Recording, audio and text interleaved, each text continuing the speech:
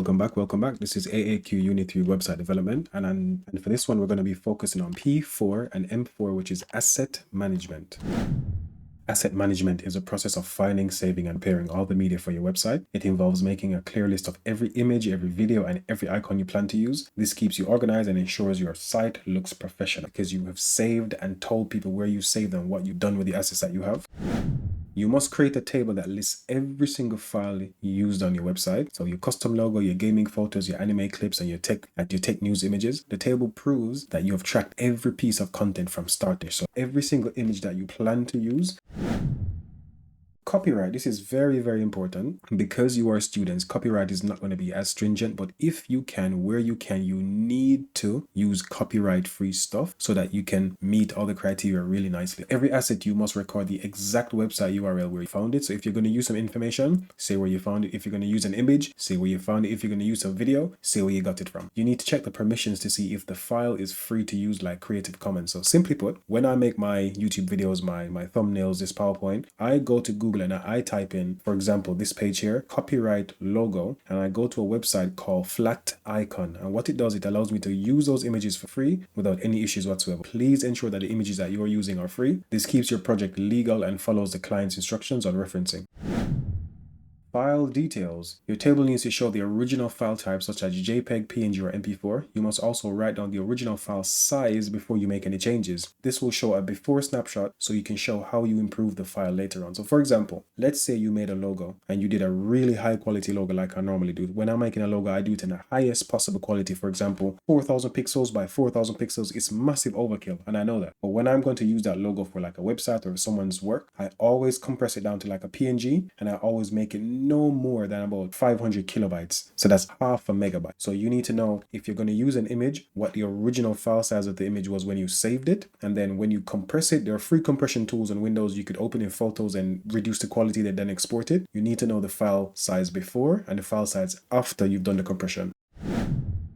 Now, the process that I just mentioned is called optimizing. And why do we optimize? Websites are a group of files. Larger files take longer to load. So logically, we need to optimize them to make them smaller so that smaller files load faster. Faster load times improves a website's usability. If you go onto a website on your mobile phone and sometimes you have spotty connection and it's not as fast as it needs to be, for example, on Wi-Fi, if it takes you a full 10 seconds to load every single thing on the page, you're not going to be very happy with that page. And in some rare conditions, it might actually time out and it might tell you that this website is not accessible for whatever reason. Images and videos. Fit images and videos inside wireframe sections. Compress images and videos, but not too much. Show before and after you do the compression. So the first one that says fit images and videos inside wireframe sections, it simply means on your wireframe diagrams, what you need to do here is ideally be able to fit your images inside of it. So if you said it was going to be 1920 pixels wide, fit an image inside that section. So it is 1920 wide. And again, when you compress your images, try not to do too much compression. Try to do it to a level where it loads relatively fast enough. I'm sure if you Google, you'll be able to find some online tools that will tell you the compression level that you need to have for each type of image or each type of media that you're trying to use on your website. You also need to use web-friendly formats, and these are relatively modern formats. For example, images can be webp and PNG. Webp is the very new one that everyone is trying to push now, mainly Google. Videos can be MP4, but you must be able to justify the file formats as well. So don't just use a file format just because, oh, I know this one and I use it. For example, if you're going to be using PNG, you need to be able to justify why you're using the PNG version instead of the JPEG version, instead of the WebP version. And also choosing the right format shows you understand web development principles. We might want to choose PNG, JPEG, WebP, MP4, not just because of file size, but because of mass compatibility as well. These file formats work on almost any device, on almost any browser with little to no issues. Next, we have folder structure and file names. So you need to use logical folders. So for example, if you're going to have a folder called My Website, inside of that, you should have images, videos, sound, text, whatever information you think you need to put on your website. You put the information in appropriate folder, and you also need to give the files sensible names. For example, homepage hero, that's going to be the big image at the top of your homepage. Label things sensibly so that if you were to pass this folder on to someone else to continue your work, they'll be able to quickly pick up where you left off and know exactly what everything is and what everything means.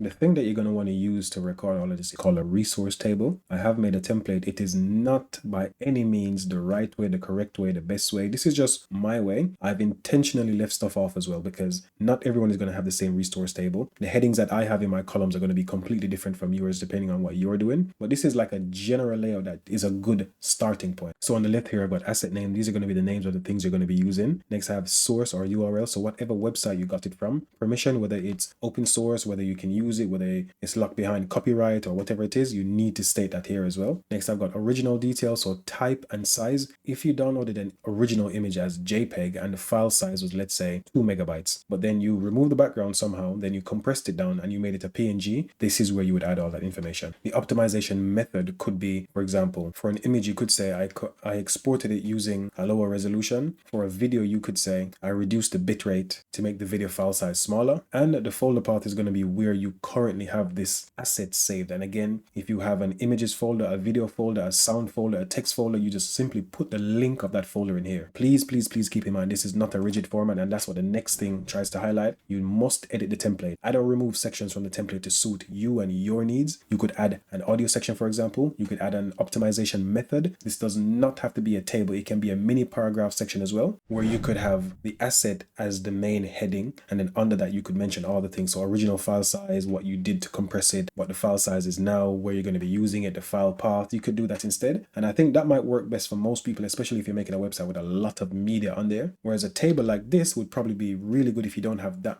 whereas a table like this might be really good if you don't have that much stuff to put on there. So that was everything. Hopefully it was useful. Stay tuned for the practical part where I'm going to do some things. I'm not going to do every single thing. I'm going to go find some images I can use. I'm going to make myself a logo. I'm going to put everything in a table that I can put in there. And again, I don't want you guys to copy exactly what I've done. I simply want you to look at it and learn the skill or get the knowledge to do it for your specific website. Thanks for watching. Like and subscribe, comment and share.